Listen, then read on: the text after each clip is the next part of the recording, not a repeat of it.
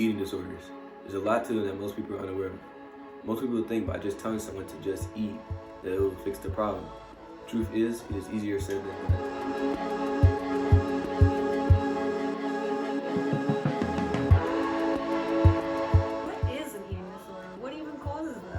Caused by.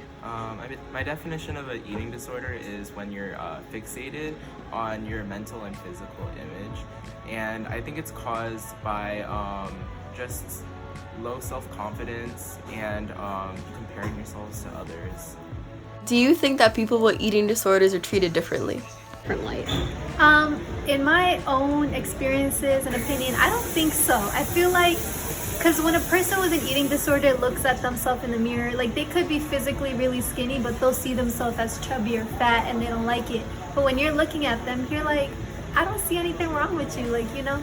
So I feel like, no, I don't think that they're treated differently. I feel like they treat themselves differently.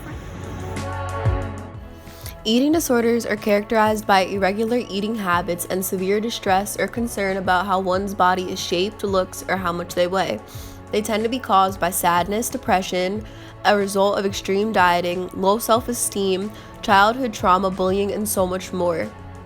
Typically, eating disorders develop during the teen and young adulthood years, but can happen to anyone at any age, no matter their gender, and they could also be genetically spread. Eating disorders can include many different behaviors, including restrictions of food, binge eating, purging, over-exercising, abuse of laxatives, dieting, and pill abuse.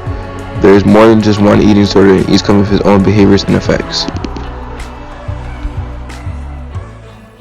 The three eating disorders that we will be focusing on are anorexia nervosa, bulimia nervosa, and binge eating. An estimated 1 in 5 deaths from anorexia are suicides. And 1 in 10 people who have bulimia also struggle with a substance use disorder. And for binge eating, almost 40% of people who struggle with binge eating disorders are male.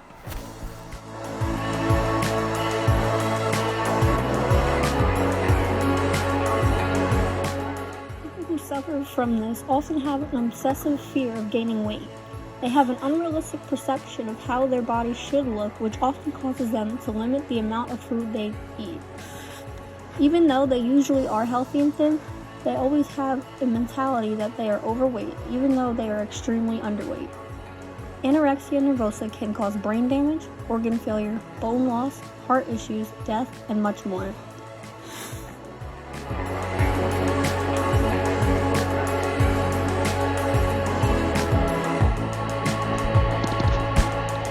This disorder includes repeated binge eating that is followed by behaviors that will cancel out the binge eating. These behaviors include vomiting, over-exercising, or extreme use of laxatives or other medicines. The binge eating and purging becomes a cycle and tends to be done in secret. Once someone starts to do this, it's very hard for them to stop. They begin to have feelings of shame and guilt about their body and hiding their disorder. An electrolyte imbalance is a common effect of bulimia and can cause dehydration and other heart issues.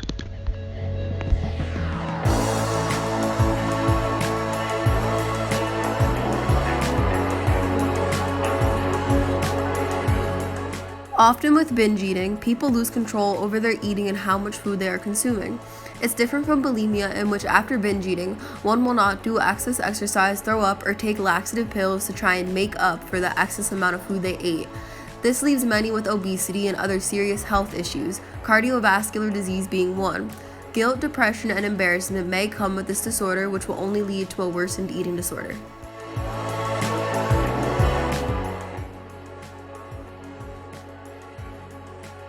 How would you help somebody with an eating disorder? I would try to help boost their self-confidence and just try to be there for them and tell them that you're here to talk and you're open.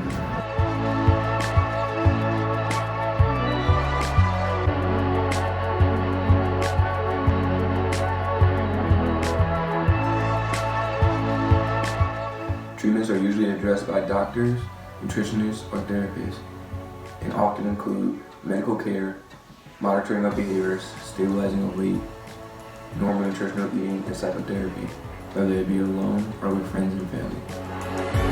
Therapy will help with learning coping skills and communication while addressing the causes of the disorder. Some may also end up on medicines to lessen the anxiety. The severity of the disorder will decide the right treatment path for each individual. Your life is worth more than it may seem. Stay positive and always live a healthy lifestyle.